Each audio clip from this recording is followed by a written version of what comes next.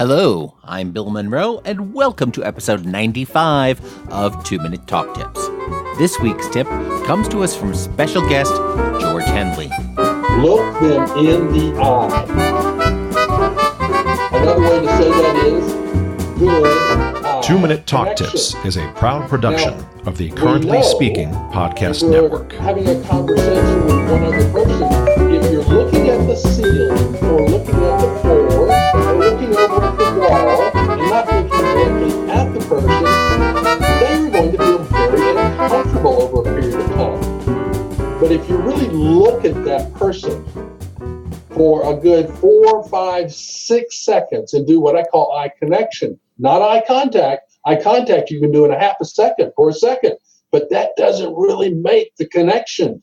When you hold that connection for 4 to 6 seconds, they feel it and you feel it. And you're making a connection that they won't forget about. And they'll feel like you're conversing with them rather than just talking at them. Stick around, and after the break, we'll hear more from George Hendley. A few months back, German podcaster, magician, and mindset expert Victoria Mavis joined me to talk about the intersection between public speaking and magic. You can find that interview over at 2minutetalktips.com/magic. During December, I had the pleasure of appearing on her show, Pure Mind Magic. And sure, we talked about speaking, but much of the conversation was about my stroke story and the power of mindset and recovery. You can listen to it over at 2minutetalktips.com/George or subscribe for free to the Pure Mind Magic podcast in your favorite podcast app.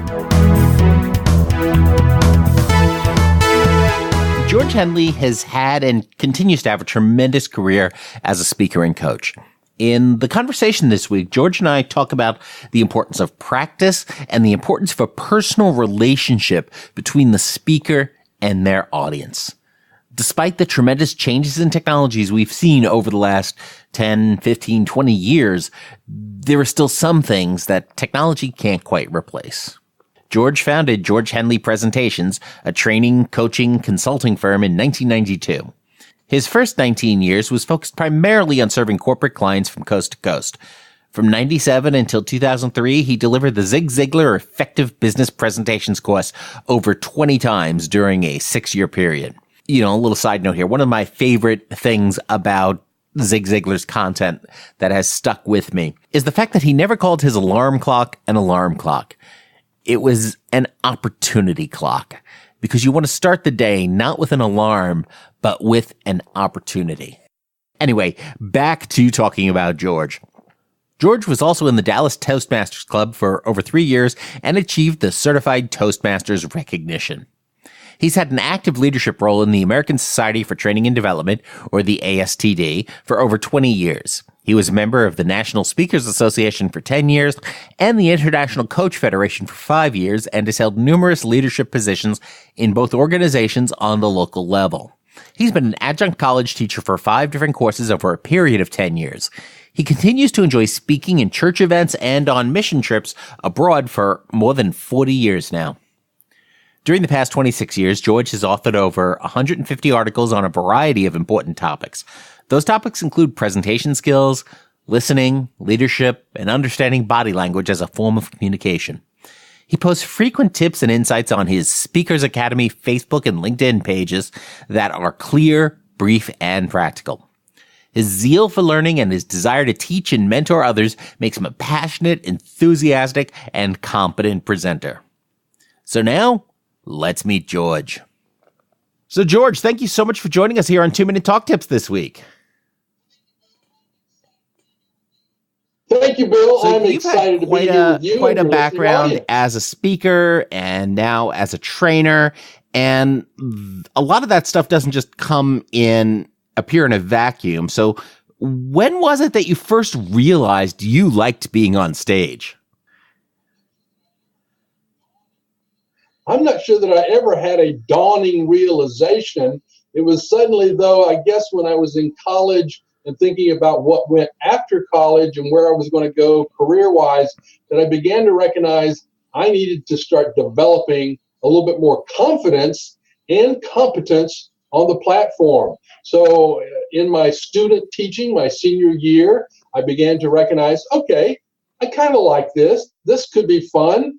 And I began to go, all right, this has a future You know, in a my lot of the career folks and that I the talk direction I'm to going. on the show, a lot of folks obviously are very interested in helping other folks speak, but a lot of times it's something that they felt they really loved doing from an early age, and yet most of the people who are out there speaking in the real world, in their jobs, whether it's just presenting to us at a sales meeting or to the group of marketing folks in from out of town, or taking on a keynote stage as sort of a third party expert, most folks who want to improve their public speaking are doing it to solve a specific problem.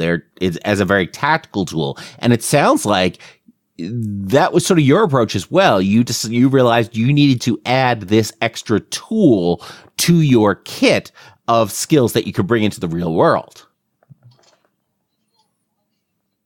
My original direction to go out of college was to be a public school teacher and a coach. So in that early dawning awareness, I recognized, okay, I'm going to have to stand in front of a group of students and or athletes and be able to present ideas and thoughts and concepts and perhaps a little motivation to help them in what I'm trying to impart to them.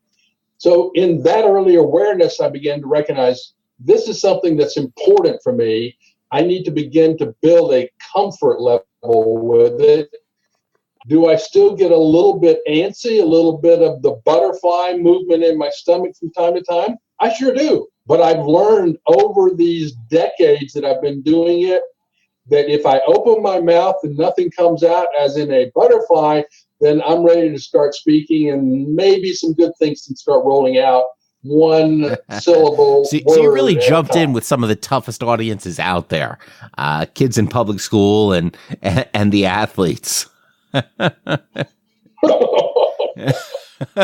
would put it in the top 3, Bill, easily the top 3. Teenagers, oh my goodness, are you kidding me? Yeah, but I think that's also really interesting that you still have those butterflies and you still have those nerves after all this time. And you know, you talk about dealing with it by you just got to go through it and open your mouth and hope no insects fly out. But are there any other techniques you use for dealing with those nerves personally?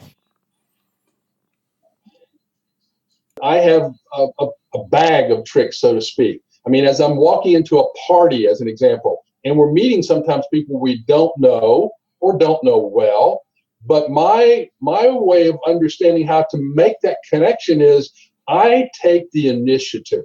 I don't wait for someone to come to me. I step out of my comfort zone, extend a hand, as in nice to meet you, a smile, and I start with some questions just to break the ice and to get them hopefully to feel more comfortable with me, and vice versa. So there's so many things that you can do when you recognize they are probably as uncomfortable, if not more so than you are in that situation. What can I do? Each year I go on a very geek-oriented cruise with a whole bunch of folks. And one of the things that comes up is a lot of folks are just talk about or post about how uncomfortable we are in some of these social one-on-one and one-on-two interactions, and about going ahead and approaching folks. And everybody or a whole lot of folks are happy to engage in a conversation. They're happy to be part of that dialogue, but they just don't want to be the first one to start it because they don't want to bother somebody or they're nervous. And so you end up with a whole bunch of people who want to talk with one another, but are afraid of annoying somebody who might not want to talk with them. And a lot of times the hero is the one who just goes out and says, "Hi, how you doing?" Well, I think you have a history and background in training, and that's really where I got my feet deeply wet and stuck in cement in some ways. And you know that term, icebreaker. And that icebreaker is a way to typically get people out of their seat on their feet and ready to speak. In other words, they have to start taking some initiative. They have to start moving their body and their mind in a certain direction. And if you can give 2 or 3 or 4 or 5 people an icebreaker that they can engage in and direct them to interact with each other, that's all it takes. From that point forward, usually people are much more comfortable and much more ready to connect. Another great thing about when you start talking about those icebreakers and you've been referring to these tools is that a lot of these are different things that you can actually go ahead and prepare in advance. You know, a lot of folks look at speakers and they think that everything they're doing up there is just completely spontaneous and they're coming up with these ideas, or the people working a room are coming up with these questions to ask people off the top of the head. But a lot of that's prepped. Yes. Bill, I played football in junior high, high school, and college.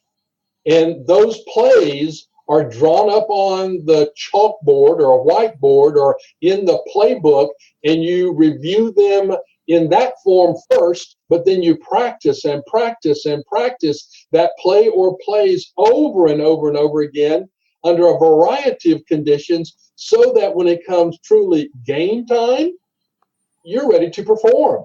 But it's only because you put in a monster amount of time, energy, and effort in the practice that it looks spontaneous, it looks comfortable, it looks easy. And the more you practice and the more you rehearse that, once you hit the real world and all your planning falls apart, because you've done that practice and you've done that planning, you can easily adapt to a new situation.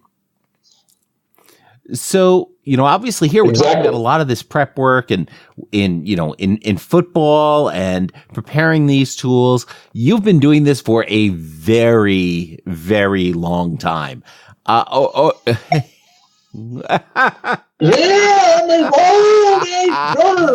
That came out the complete opposite of the way that I intended it, of course, as this stuff happens. You know, I've been doing this for a very, very long time as well.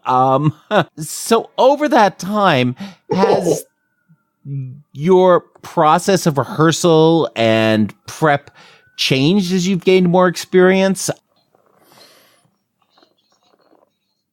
You know, just like anything else. I don't know if you ever watch television, specifically these cooking shows. I tend to enjoy them because they're not like me. When I get into the kitchen, usually I need a recipe. Now, as I've cooked more and more through the years, I'm becoming a little bit more brave. And as my wife likes to say, she said, "You never follow a recipe. You're always just throwing this and that and this and that together and cooking." I said, "Well, dear, I've been doing this for a little while." But bottom line, when you've got decades of experience, as you alluded to, you become more comfortable with the uncomfortableness of that kind of scenario. In my early days, Bill, I was really uptight, uncomfortable in the professional speaking world, meaning getting out and training various audiences coast to coast.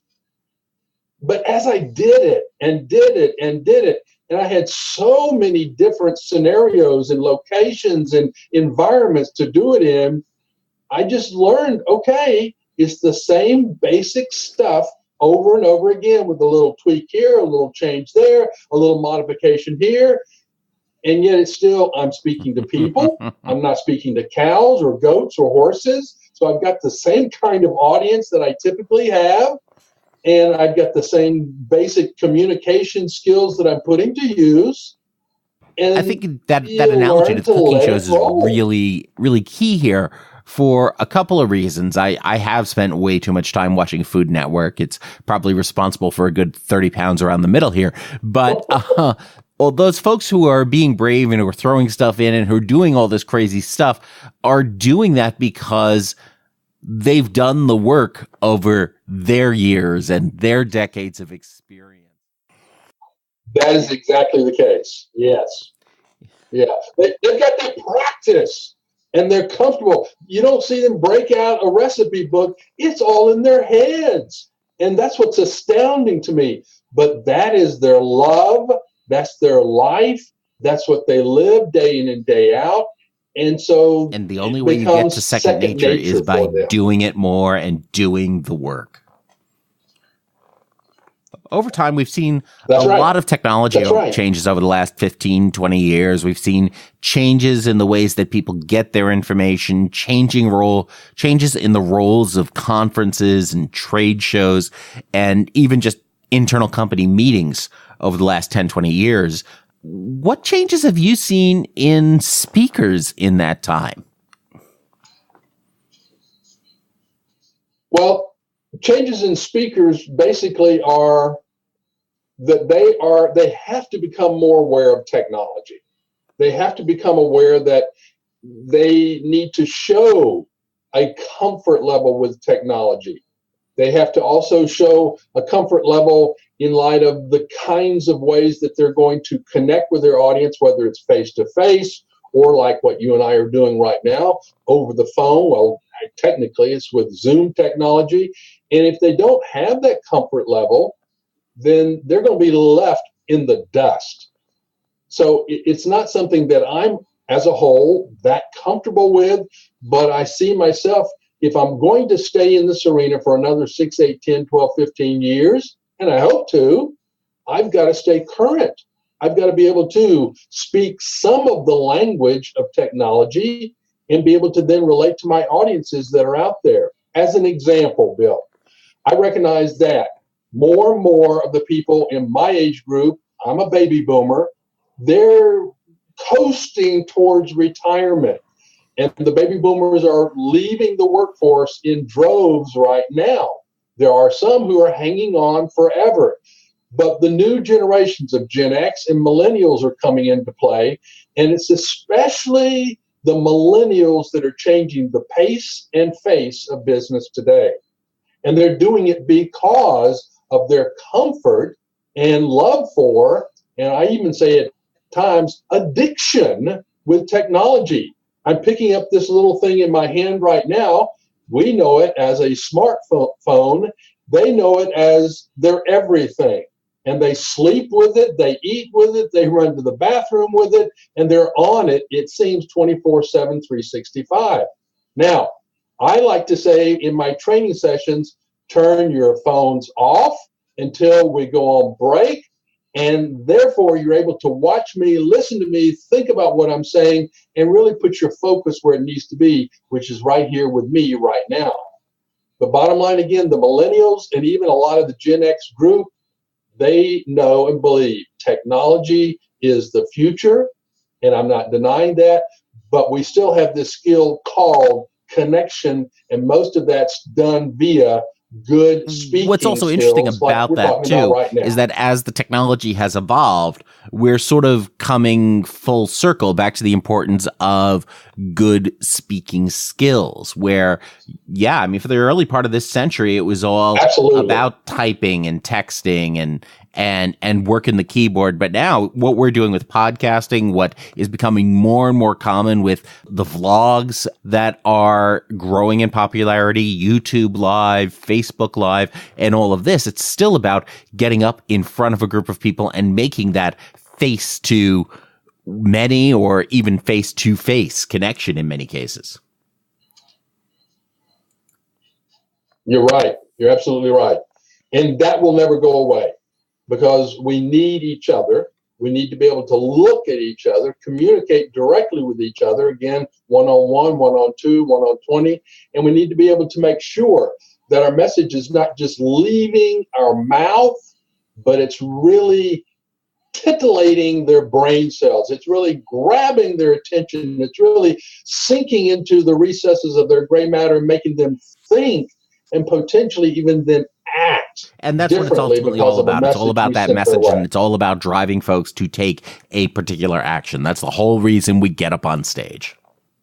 In the 90s, you were also involved with the American Society for Training and Development, the ASTD, and this is the trade group, the industry group for folks who are typically involved in the corporate training space. I've been a member in a previous life, driving a lot of training initiatives at my organization. And, we see a lot of stuff in that field has changed, in part because of technology, it seems, and in part because of the pace of business. But with your experience in the field of training, how do you see that field that has evolved? How has learning and development changed in that time? Well, one of the biggest issues that I've seen, Bill, is that, again, people are much more technologically focused, and they're looking to computer-based training, CBT, and other types of technology as a foundation for what is then being imparted in the way of new knowledge, new skills, etc. So in the old days, and I say the old days, 25, 26 years ago, when I was which really is not that long ago. Training, no, it isn't, but it seems like 100 years ago in some respects. But, back then, we didn't have so many tools that we almost take for granted today. I mean, in my early days, going out and doing corporate training, I had, an overhead projector or slides to show, and use of a lot of flip charts. So much of that is just completely archaic. It's void. It's not. I mean, people look at it today and go, "What is that?" Like, the old-fashioned phone on the wall or the phone on the counter or desk. They go, "What is that?" So the technology has driven so much change, but people are still people, and they learn basically in the same way, and they need someone, man or woman, to stand and deliver either in front of a camera or in front of a group of live participants, and to engage them in the whole learning process. Today, there are so many different arenas or avenues of learning, and so people have a lot more choice. But all learning is basically started with someone who is thinking how to communicate an idea, a principle, a truth, show a skill set, and then figuring out the best way to impart that to the audience or audiences that they're going to be addressing down the road. So it comes back to what tools do we have available? You've heard the old saying, when all you have is a screwdriver, everything looks like a screw, or vice versa. When all you see is a nail, everything is associated with a hammer. So we have to broaden our tool set, recognize that there are a lot of different ways to address the needs of an audience, and then stay in tune with that. That is sort of emblematic of that, and the way stuff has evolved too, is a lot of folks don't even think about the reason we call the elements in a PowerPoint file slides. It's because at one point they were actual slides. Yeah. In this environment, and helping to drive folks to be more effective at this and share their message, you went ahead and you started the Speakers Academy. Why did you start that? Well, what I recognized was, as I'd seen a couple of different times in the past 25 years, when the economy takes a major dip, as it did in 08, 09, then corporate training tends to dry up, shrivel up, in some ways practically die. And so people like myself who were building so much of their business around corporate training, we have a much harder time finding that opportunity to get in the door. But one thing I recognized through all those years, I'd done a little bit of it, but I really saw that there's always a need to teach people how to speak to others, to have the confidence to do it and do it well, and to be able to have the skill set that is necessary to, again, engage that person or people and deliver that message. So I went back to some of those basic recognitions, said, okay, I'm going to get out and test that idea. And I did just that. And in testing, I recognized that's true. It's never going to go away. There's always going to be a need for helping people with that skill and confidence development. Thus, the Speakers Academy was born and officially started in the summer, but rolled out. And that's really cool, especially when you start talking about in a time where the economy is more challenging. As an individual, you really need to maximize your advantages and your skill set and add those extra tools to your kit in order to be more effective in your own career path. Exactly. People today, again, as they go in for interviews, trying to acquire a job, or as they're trying to raise themselves up from level A to level B or level C or level D in the growth and development of a corporation in their career, over and over again, they are typically aware of the fact that their lack of confidence, via, again, a lack of skills and practice, is one of the big things holding them back for that career advancement or that promotion that they are really wanting to see happen in their career. Now, I love doing corporate training, but in some ways, quite frankly, I have a deeper passion and a deeper empathy for people like me, the solopreneur, who doesn't have deep pockets to be able to go to training and have someone else, in a sense, pay for it. In the corporate world, you typically have corporate training departments, or you have the way in which you can acquire training and it be paid for by the corporation. Not so much in the arena of solopreneurship, meaning a small business or someone who's out there by themselves trying to make things work. So I especially love the opportunity to provide training that is high quality, that is practical, that's user-friendly. And I think when you start looking at learners in those contexts too, the learner who is going to a corporate training event where the corporation is maybe spending, $500 or whatever for them to be there is not going to value that $500 spend nearly as much as the solopreneur who is shelling out $300 or whatever for an individual training course they themselves have to purchase for their business. So your audience then is more invested. That's exactly the case, Bill. You understand it from the inside out. That's why, again, when I have a group of people who are paying out of their own pocketbook, out of their own checkbook, their attention, their interest, their commitment to learning is usually much higher than those folks who are told, the boss says I need to be here, and so thus they show up. Who should be seeking out training like this? How does somebody know that, I need to go look at the Speakers Academy or find additional training in my public speaking skills and take a course? Well, it comes back to so much of the issue around confidence. If you can stand in front of, again, a group of 3 or 5 or 15 or 20, and you have absolutely no real qualms, no fears, no lack of confidence, then you've got one up on the big majority of people out there. Secondly, if you're able to not only stand there confidently, but also deliver a message where people walk away and go, that was excellent. I learned a lot. I feel like I'm more capable to go out and do what I'm now supposed to be doing. Then it says your skill set is at a level that you're able to really do what's necessary to get that aspect of the job done.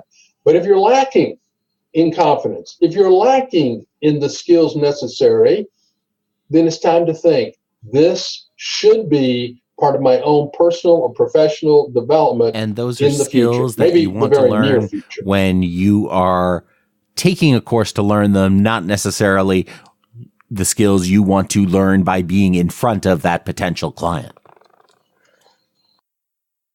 Well, you're always going to learn things when you're in front of a client, but that's the hard way to learn, Bill.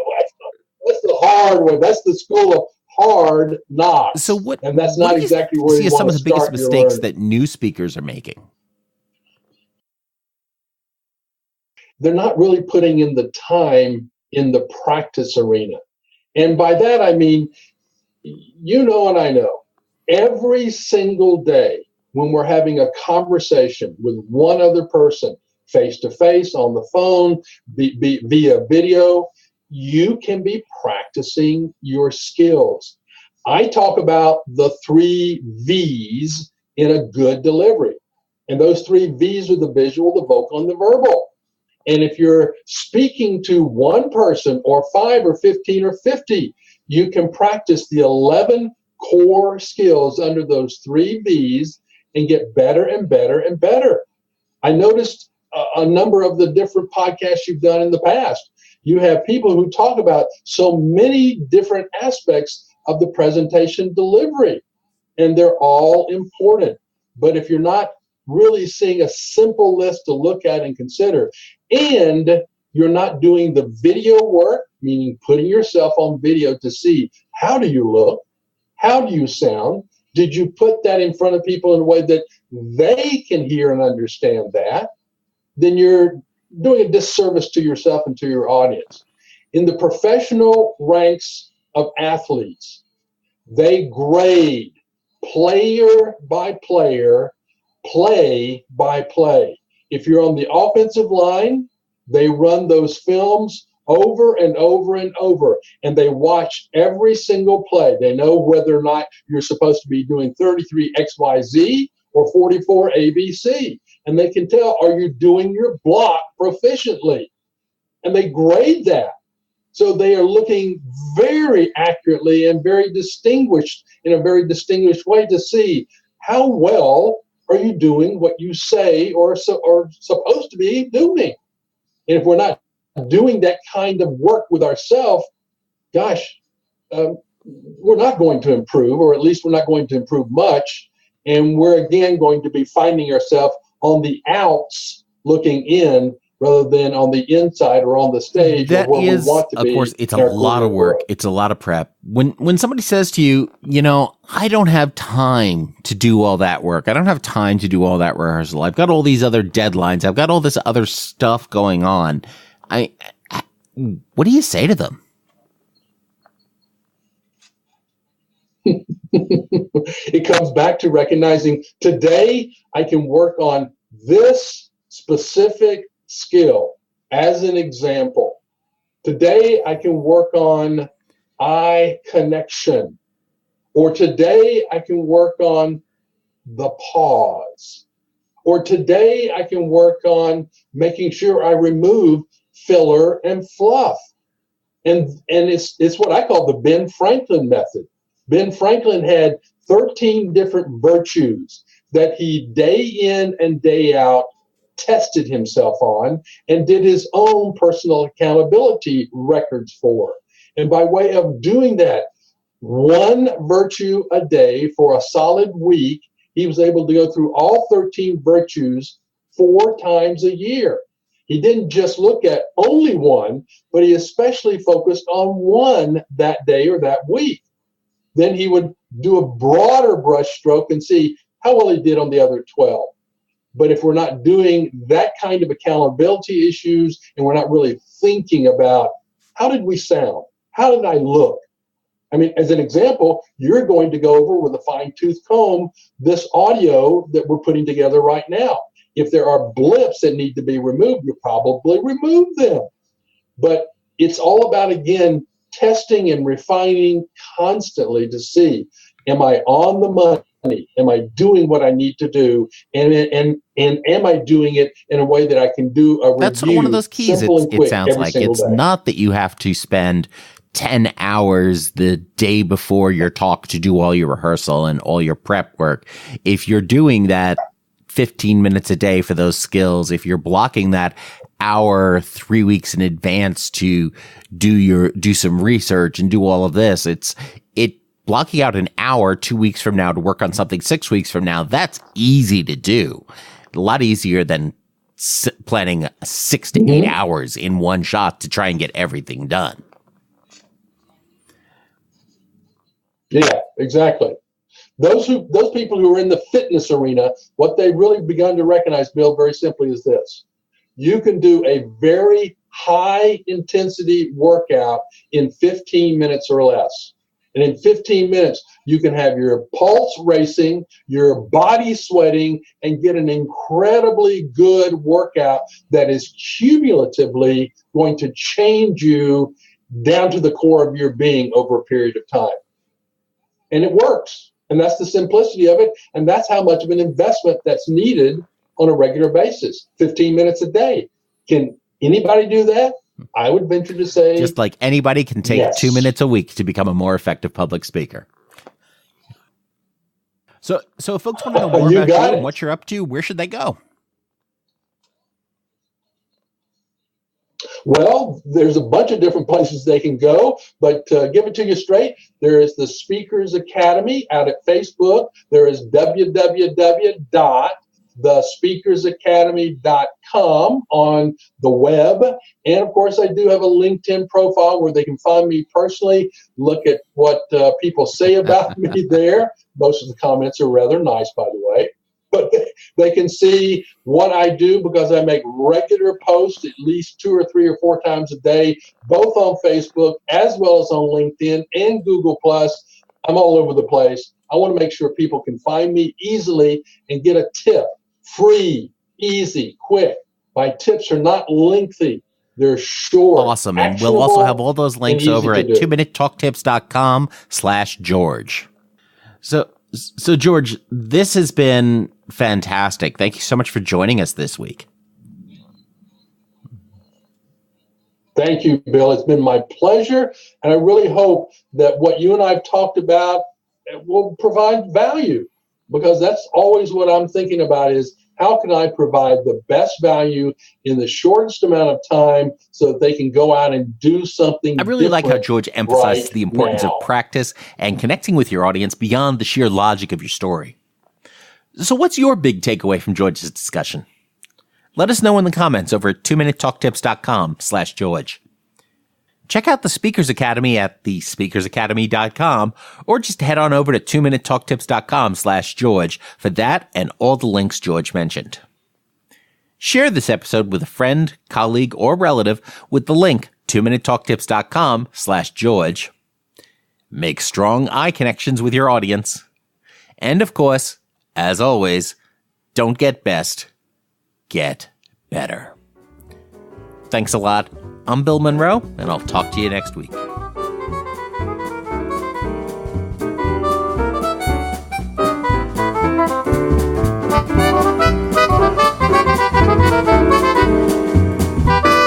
Two-Minute Talk Tips is a proud production of the Currently Speaking Podcast Network.